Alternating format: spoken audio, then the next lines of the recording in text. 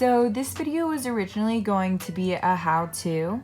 I was really craving chocolate chip bagels and they never have this at the store, and we didn't even have regular bagels here at home. I googled how to make homemade bagels and we had all of the ingredients minus having to substitute baker's flour or bread flour for like regular old flour. After going through a couple of recipes online, I realized that the main important part of doing this is to activate the yeast. And I chose this recipe specifically because the title and honestly the pictures as well. So let's get right into how not to make bagels, even though I followed the recipe to a T minus the flour substitution. In order to activate the yeast, you want to use warm water, 1 packet of active yeast, and a couple tablespoons of sugar as well. You leave it for 5 minutes after pouring the yeast and the sugar into the water. I have a timer for 5 minutes going now, and you guys will see a time lapse of me mixing the mixture after the 5 minutes is up.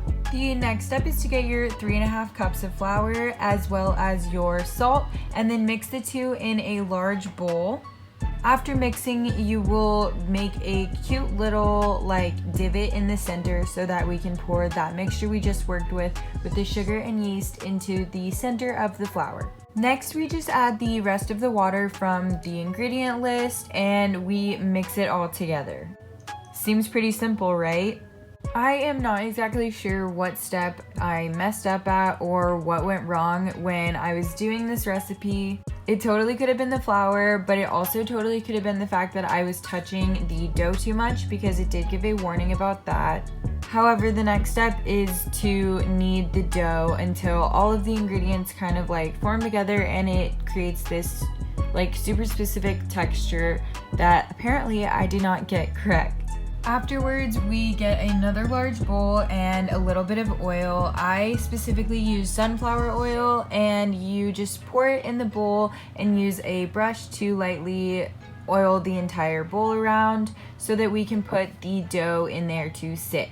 We are supposed to cover the bowl and leave it for an hour, so I set a timer. A little bit into that, I realized that I read the instructions wrong and I was actually supposed to put a damp towel over this. So I went to go fix that, and then we let it sit for the rest of the time. The dough basically doubled in size after rising, and this is exactly what the ingredients said it would do. Instructions, not ingredients, lol. The next step after this was to push it down, and it basically said punch it, so I was doing my best. After that, you leave it for another 10 minutes. While that 10 minutes was going, I decided to boil the water that I needed for the next step. This was actually the step that I was most scared for, which is why I was being over-prepared for it.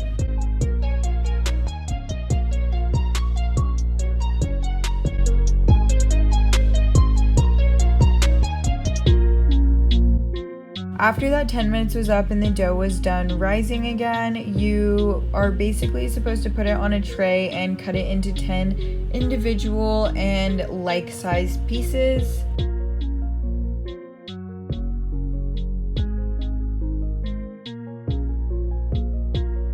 Then you preheat the oven to 425.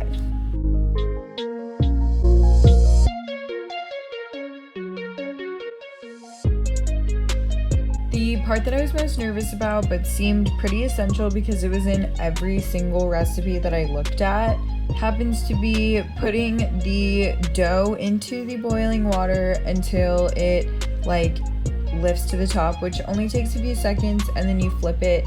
You leave each side on for a minute and then you take them out. It makes them this really slimy texture, and I'm not exactly sure how I felt about that.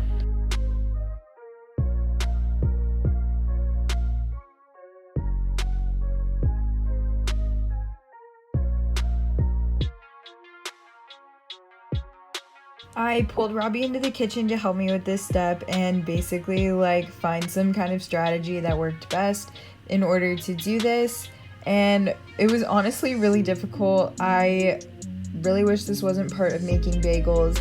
Throughout this entire process, he and I both really noticed how good this dough smelled. I was super excited for this and really juiced to have chocolate chip bagels.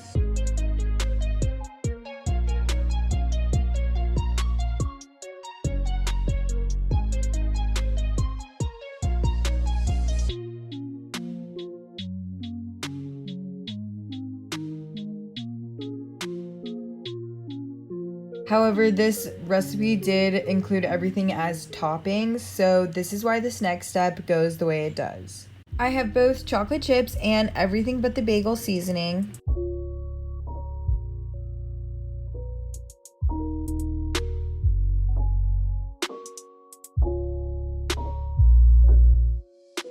This recipe makes a total of 8 bagels, so I was going to make 6 of them chocolate chip, and here is me doing that now, putting all the toppings on these 6 bagels.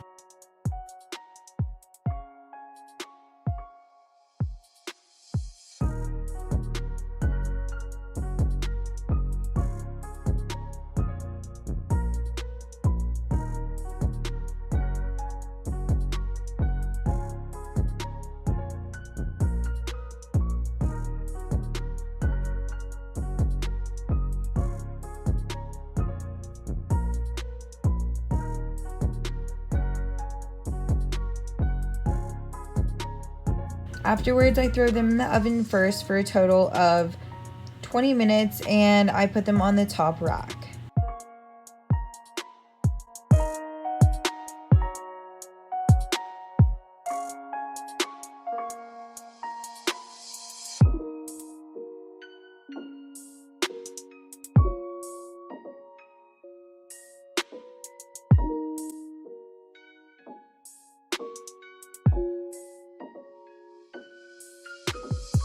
Next, I do the last 2 bagels, and because they're on a different rack and they're going lower down, I just put them in for the remainder of the time, which also happens to be 15 minutes. When the timers were up, I pulled the bagels out, and here is what they looked like.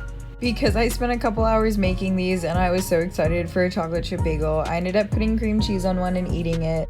But after they were sitting there and I looked at mine versus the actual picture, I was not super impressed and I ended up tossing most of them. This was a pretty fun experience, although it didn't turn out super well. I might try it again with bread flour next time. I hope you guys enjoyed this video. Please consider liking and subscribing, and I'll see you guys next time. Peace!